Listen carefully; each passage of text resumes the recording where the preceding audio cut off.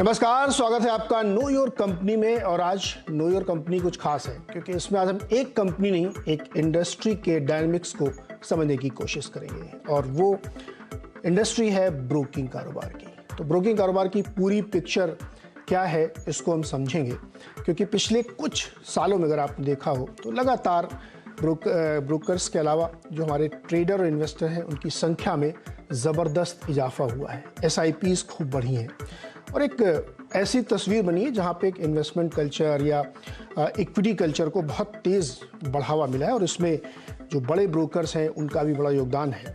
कुछ नंबर्स के जरिए पहले इस इंडस्ट्री को थोड़ा समझते हैं कि किस तरीके की तस्वीर पिछले कुछ समय में इसमें बनती हुई दिखी है। तो जो सबसे बड़ा नंबर जिसको हम लोग हमेशा ट्रैक करते हैं कि SIP कितनी आ रही है, जिससे पता लगता है कि मार्केट में कितने लोग हैं, तो ये नंबर्स आपके सामने दिखते हैं कि 2019 में SIP की जो संख्या थी वो 98,612 करोड़ थी, यानी एक साल में इतना पैसा लगा। फिर 2020 में भी 97,000 करोड़ के आसपास लगा।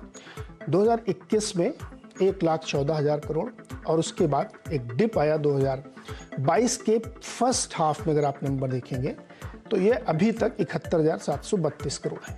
ये चूंकि फर्स्ट हाफ का है, अगर इसको आप एक्स्ट्रापोलेट करें और मान के चलते कि अगले हाफ में इतना ही रहेगा तो ये नंबर यहाँ से काफ़ी बड़ा होता हुआ दिखेगा। लेकिन डीमैट अकाउंट क्या उसकी संदर्भ में, उसकी तुलना में उतने ही है?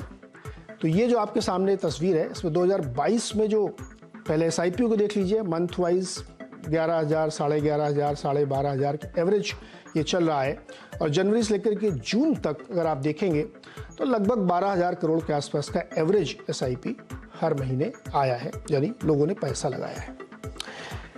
डीमैट अकाउंट की ये जो तस्वीर अब आपके सामने है, जनवरी 2022 से देखिए आप 34 लाख, 29 लाख, 28 लाख, 24 लाख, 27 लाख और जून में 18 लाख, यानी नंबर्स तेजी से गिरे हैं डीमैट अकाउंट के। जिस रफ्तार से बढ़ रहे थे शायद वहां पे अब थोड़ी सी दिक्कत आई है। एक्टिव डीमैट अकाउंट कितने आपके सामने हैं, जिस तरीके से यहाँ पे बढ़े 8.5 करोड़ से लेके लगातार बढ़ते गए। तो ये एक ऐसी तस्वीर पेश करते हैं जिसमें आपको लगता है कि इक्विटी कल्चर में बहुत तेजी से इजाफा हुआ है, लेकिन पिछले कुछ समय में जो डीमैट के नंबर्स कम हुए हैं, क्या वो एक चिंता की बात है? क्या उससे हमें कोई संकेत मिलते हैं जिसको हमें समझना चाहिए? इसी पे बात करेंगे, ब्रोकिंग इंडस्ट्री की पूरी तस्वीर समझेंगे। आज हमारे साथ बातचीत करने के लिए हैं ज़ीरोधा और ट्रू बीकन के को-फाउंडर निखिल कामत। देश का सबसे बड़ा ब्रोकिंग हाउस है और सबसे ज़्यादा रफ्तार से इन्होंने काम किया है और अपने साथ बहुत सारे ट्रेडर और इन्वेस्टर्स को जोड़ा है। निखिल, बहुत बहुत स्वागत है आपका CNBC आवाज़ पर।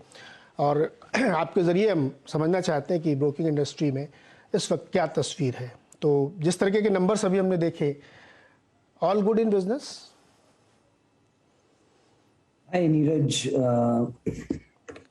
ओवरऑल अगर आप ब्रोकिंग इंडस्ट्री को देखेंगे तो वो मार्केट साइकिल से ज्यादा कोरिलेटेड रहता है। When stock markets do well, everything related to stock markets do well. मैं आपके स्क्रीन पे SIP के नंबर्स देख रहा हूँ and you know like when the new money coming into the market is lower by virtue of a downward cycle, so all the businesses which are correlated to this industry generally suffer. So it would probably be fair to say कि इस quarter में और अगले quarter में आप asset management businesses, mutual fund, broking, इन सब businesses में थोड़ी स्लो डाउन देखेंगे, may be like 20-25% slow down over the next quarter or two. तो निखिल, क्या रिटेल इन्वेस्टर्स को थोड़ा सा ज़्यादा झटका लग रहा है, इस वजह से वो जा रहे हैं? हाल ही में, यानी कल ही शायद हमारे ख्याल में NSE ने जो अपना एक बड़ा बिग डेटा इशू किया है, मार्केट पल्स, उसमें दिख रहा है कि जो रिटेल इन्वेस्टर है उसकी पोजीशन ओवरऑल मार्केट में holding wise as it is है। डेफिनेटली वो इन्वेस्टर्स ही होंगे, लेकिन FIIs ने 0.5% और घटा दिया है और वो सारा गया है म्यूचुअल फंड के हिस्से में। तो क्या रिटेल इन्वेस्टर थोड़ा सा डरा सहमा सा है या उसको लगता है कि बहुत पैसे नहीं बन रहे? मेरे ख्याल से टू पास दैट जजमेंट अभी शायद टाइम नहीं आया है, it's too early. Markets went up 100% from pandemic levels and they've corrected about 20%. तो अगर आप किसी स्टॉक की प्राइस ऐसे देखेंगे कि 100 से 200 होके फिर 160 को आ गई, in terms of scale, on a relative basis, it's not significant. जो भी इन्वेस्टर मार्केट में जिन्होंने निवेश किया है पिछले 2 सालों में, जिन्होंने ज़्यादा लेवरेज नहीं लिया है, a large majority of them have done quite well. So I don't think ऐसी कोई चीज़ अभी तो हो रही है. In the future we have to see. This is very time bound. If another 20% correction happens in the near future, then this situation might change. But as of now, no. और अगर आप पूरे मार्केट में scale की बात करें तो retail investors are only about 8-9% of the market. Like you were comparing them with FIIs earlier. They are a significantly larger proportion of the market in India. They would be easily 2 times as much as retail. तो अगर FIIs पैसे निकाल रहे हैं and if they are selling and retail is buying, I don't think retail buying will ever make up for FIIs selling by virtue of how much scale these foreign investors have. Correct Nikhil, ये बात मैंने इसलिए रखी कि जब last quarter की report आई थी जो दिसंबर 31 तक थी, उसमें ये ट्रेंड दिखा था कि रिटेल की पोजीशन बढ़ी और म्यूचुअल फंड की बढ़ी. मैं दोनों को क्लब कर देता हूँ, दोनों ही बेसिकली रिटेल को रिप्रेजेंट करते हैं. और FII की उस समय भी घटी थी और FII की इस समय भी घटी है. लेकिन इस बार अलग अलग करके देखें तो रिटेल ने नहीं लिया, म्यूचुअल फंड ने ज़्यादा लेपअप किया है. तो इसलिए मैं ये सवाल पूछ रहा था आपसे. दूसरा इसी से जुड़ा हुआ सवाल कि ये जो आप कह रहे हैं कि आगे जाते हुए 1 क्वार्टर में या 2 क्वार्टर में क्या तस्वीर बनेगी, अभी से प्रेडिक्ट करना मुश्किल भी है और हो सकता है. लेकिन क्या कोई चीज़ आप फोरसी कर सकते हैं जो आपको लगता है कि बिग इशू आ रहा है जिसकी वजह से थोड़ी रिलेक्टेंसी है और खासतौर पे FIIs की बहुत ज़्यादा रिलेक्टेंसी है? Well, not just in India, but across the world, inflation has become the predominant issue. अगर आप cost of capital देखें, say a foreign investor who was investing in India, अगर 2 साल पहले he could borrow at 1%, 2% and invest and make 10% here or 12% here, you negate currency depreciation of 3-4% a year, he was still making a significantly good return in India. अगर आज उनका cost of capital 1-2% से 3-4% हो गया है and it looks like it's going up further, their appetite for risk will definitely go down. And I don't think this is the case for India alone, but across the world. अगर आप emerging economies के markets भी compare करें, तो India has not done as badly as many other markets out there. So on a relative basis, I would say India is okay, but overall the world will see some kind of a slowdown with inflation. अगर आप historically data देखें तो inflation is never a short-lived phenomenon. जब भी inflation आता है, it's not like 6 महीने को inflation रहेगा और फिर चला जाएगा. Generally, you see it on a multi-year cycle. So it would not be maybe wrong to presume that inflation is a problem which is here to stay for a short while at least. And the only counter we really have for inflation is sucking out liquidity from the market by virtue of increasing interest rates, which we are doing. And I think that cycle will continue for significantly longer. Okay, कुछ लोग मानते हैं कि India बहुत resilient है और कुछ लोग मानते हैं कि अभी कैपिचुलेशन हुआ नहीं. आपको क्या लगता है, यही मतलब ये प्रॉब्लम है या ये हमारी स्ट्रेंथ है कि हम करेक्ट नहीं हो रहे? I think strength है. There are many things which are working in our favor. The problems with China are definitely helping India. We have a strong incumbent government which has been at the helm for almost 10 years now, and I think that consistency is appreciated by foreign investors. अगर आप आज भी travel करके international investors को meet करेंगे तो they are skeptical about their markets more than they are skeptical about India. Everybody has an iota of optimism when they speak about India, and I think that will not go away anytime soon. पहली बार बहुत decades में people are kind of coming to terms with how big the opportunity is in India. But it depends कितना time लगेगा for this to play out. The per capita GDP has to go up significantly from where it is now, in turn lead to consumption, in turn lead to many industries around consumption thriving. But people are taking the long term call कि वो कभी तो होगा. वो कभी तो होगा. निखिल, थोड़ा ये भी हमें एक्सप्लेन करें कि जो इन्वेस्टर और ट्रेडर दो बड़ी डिस्टिंक्ट कम्युनिटीज़ हैं और आपका एक्सपीरियंस दोनों के साथ होता है, उसमें अगर हम ये समझ सकें कि ट्रांजैक्शन की क्या पोजीशन है, किस में कम ज़्यादा हो रहा है, या आपने पिछले कुछ समय में उसमें बिहेवियरल चेंज देखा हो कि पर अकाउंट ट्रांजैक्शन कम हो रहे हैं ट्रेडिंग में, इन्वेस्टिंग में ज़्यादा हो रहा है, या इन्वेस्टिंग में कम हो रहे हैं ट्रेडिंग में ज़्यादा हो रहे हैं, ऐसा अगर हम लोगों को आप समझा सकते? तो ये नीरज इज क्वाइट सिक्लिकल. जब भी when you see a bull run in the market, investing population will organically increase क्योंकि जो भी invest कर रहे हैं, they're profitable, they tell people about it, and more investors come in. In range bound and bear markets, it's tough to make money as an investor, and you would probably see more trading. मैं ये बताना चाहूँगा कि we talk a lot about stock markets in India. It is extremely important and essential for a growing economy, for us to become developed to the extent that some Western countries might be, that we have a really big and thriving stock market. At the end of the day, stock market is a place where companies can come raise capital and grow. And for any economy which is growing, to have that is very important. India में बात ये है कि only about 2% of our population has either direct or indirect access to stock markets. That number is very, very low. And कुछ तो होना चाहिए change हमारे market में for us to be able to compete with the West, कि ये number 2% से 5%, 6%, 10% कभी तो बढ़े. So it's very important for us to, educate people on how to invest wisely in the stock markets. मैं ये नहीं बता रहा हूँ कि when education to invest is not ये बात नहीं हुई कि किसी ने बता दिया ये stock लो, वो stock बेचो, leverage low. I think that is the wrong way to go about it, and generally the odds of you losing money when you do that are much higher. मैं ये बोल रहा हूँ कि people have to learn how to analyze a company, read the company's balance sheets, research a sector, pick which sector to invest in. Learn the importance of diversifying, not taking any leverage, and most importantly learn कि ये tips विप्स कभी काम नहीं करते. अगर किसी को भी पता हो कि कल क्या होगा, वो किसी को बताएगा नहीं, वो खुद जाके खरीदेगा. So for you to read a SMS message कि ये कंपनी खरीदो, 2 महीने में 50% ऊपर चला जाएगा, these things don't work. So people have to wisen up to that. Nitin, बहुत इंटरेस्टिंग बात आप कह रहे हैं. इसी से जुड़ा हुआ मेरा एक सवाल ये है कि क्या एक बिहेवियरल लैंडस्केप चेंज हुआ है, और जिस तरीके का एक बम्प अप हम देख रहे हैं कि डबल हो गए हमारे ट्रेडिंग अकाउंट्स, बहुत सारे नए इन्वेस्टर आ गए, वर्क फ्रॉम होम को थैंक्स बोलना चाहिए क्योंकि उसकी वजह से बहुत सारे लोग अपने काम के साथ साथ ट्रेडिंग भी करने लगे.